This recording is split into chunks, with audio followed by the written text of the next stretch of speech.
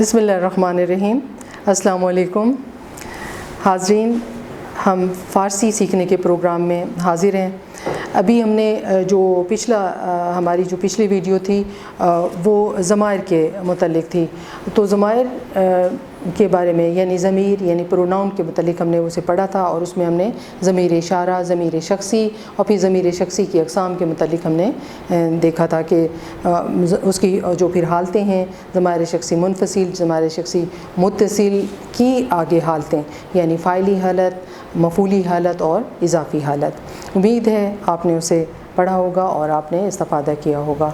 अब हम आगे बढ़ते हैं और हम जुमले की तरफ जाते हैं, जो कि हमारी एक बहुत बुनियादी सी एक चीज़ है कि ज़ाहिर है कि आप फ़ारसी जब आप सीख रहे होते हैं तो उस वक्त आपको जुमला साज़ी आना चाहिए। तो इसमें हम दो तरह की हम बात कहते हैं। जुमला, जैसे कि आपको मालूम ही है, पहले भी मैं ज़िक्र कर चुकी हूँ कि जुमला अल्फाज के मुरक्कब को आप कहते हैं तो जुमला कहते हैं। तो जुमला हमारे पास दो तरह का होता है, एक जुमला इस्मिया होता है, एक जुमला फ़ेलिया होता है। जुमला इस्मिया में ये है कि आप किसी भी शख्स की कैफ़ियत के बारे में, उसकी हालत के बारे में आप बताते हैं। तो मसलन अगर आप कहते हैं कि अख्तर मरीज़ است, अगर आप कहते हैं अख्तर या अकबर मरीज़ است, तो इसमें आपने कहा कि इसके जिसके बारे में आप बता रहे हैं वो अकबर या अख्तर है और वो उसको आप मुस्नद इलैह कहते हैं, और जो आप हालत बता रहे हैं वो आप मरीज़ बता रहे हैं तो ये उसकी हालत है और इसे आप मुस्नद कहते हैं। और जो तीसरी जो चीज़ है वो है राब्ता, यानी जो इनको कनेक्ट करती है चीज़ वो है राब्ता, और वो यहाँ पर अस्त है। अस्त यानी है। एक तो जब आप जुमला देख रहे हैं ना तो इसकी बनावट अगर आप देखें तो बिल्कुल वो पैरेलल चल रही है, बिल्कुल बराबर बराबर। आपने इधर कहा कि अख्तर मरीज़ है, बीमार है, उर्दू में आप देख रहे हैं ये जुमला बिल्कुल ऐसे है। और इसी के नीचे ही अगर आप इसको यूँ देखें अकबर मरीज़ است, तो बिल्कुल एक जैसा ही तर्जुमा होता है, समझ रहे हैं। यानी आप मुस्नद इलैह, दोनों का मुस्नद इलैह और फिर मुस्नद और मसनद और फिर आपने राब्ता आप आखिर पर लाए हैं।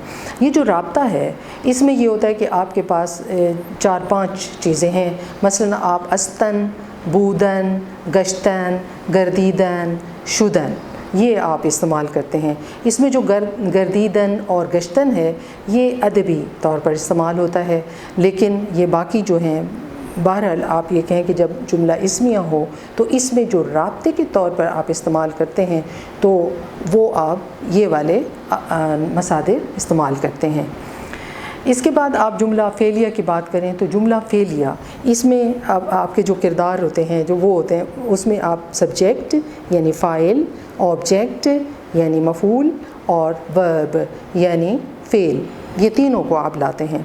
अब अगर इनको देखें तो उर्दू और फ़ारसी में भी इनका कोई फ़र्क नहीं है। उसी तरह से आप कहते हैं, मसलन आप कहते हैं मैंने किताब पढ़ी, तो आप कहते हैं कि मैंने किताब पढ़ी। देख रहे हैं, मैंने किताब ख़वांदम, मैंने किताब पढ़ी है, मैंने किताब ख़वांदम।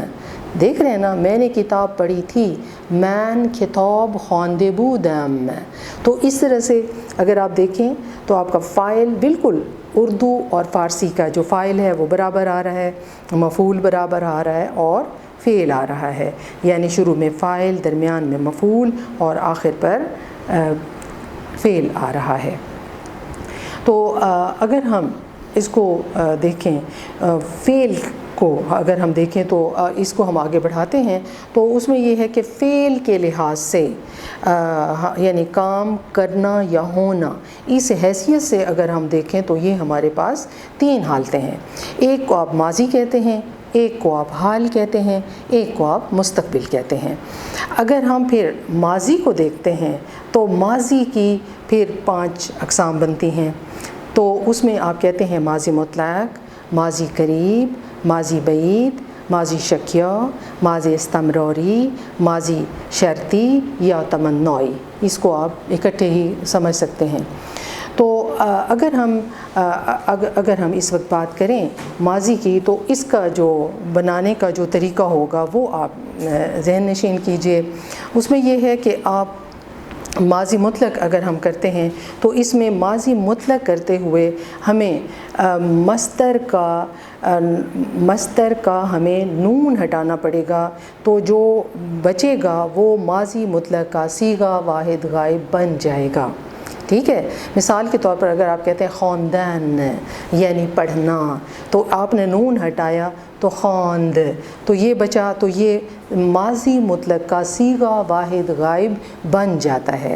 اب ہم باقی بنانے کے لیے ہمیں کیا کرنا پڑے گا، ہمیں آپ کو یہاں پر لینا پڑے گا، یعنی خواندم میں نے پڑھا، خواندیم ہم نے پڑھا، خواندی تو نے پڑھا، خواندید تم نے پڑھا، خواند اس نے پڑھا، خواندند انہوں نے پڑھا۔ اب اس میں ہم ایک چیز جو یہاں پہ مس کر رہی ہوں وہ یہ ہے کہ آپ اس میں یعنی اس وقت آپ جو دیکھ رہے ہیں نا، یعنی first person, second person, third person, یعنی ان کی ہمیں ضرورت ہے۔ اصل میں ہم یہ گردانوں کی طرف، جسے آپ گردانے کہتے ہیں نا، آپ نے سنا ہوگا گردانے، تو یہ ان کی طرف ہم آئے ہیں۔ تو اب یہاں پر ہم اس کو یعنی اس وقت تک آپ جو امید ہے آپ کو سمجھ آئی ہوگی، تو وہ ہم نے دیکھا ہے کہ جملہ دو ٹائپ کا ہے، جملہ اسمیہ ہے، فعلیہ ہے، اور پھر ہم اس میں جملہ بنانے میں ہمیں جو چیز ہیلپ کرتی ہے وہ ظاہر ہے کہ فعل ہے، اور فعل کی طرف ہم جا رہے ہیں تو اس میں ماضی، حال اور مستقبل، اور پھر ماضی کی قسموں میں سے ہم نے ابھی ماضی مطلق کو ہم دیکھ رہے ہیں۔ تو یہاں تک ہی اس وقت رکھتے ہیں، تو انشاءاللہ اگلی کلاس میں اس کو آگے لے کر بڑھیں گے انشاءاللہ۔ اللہ حافظ۔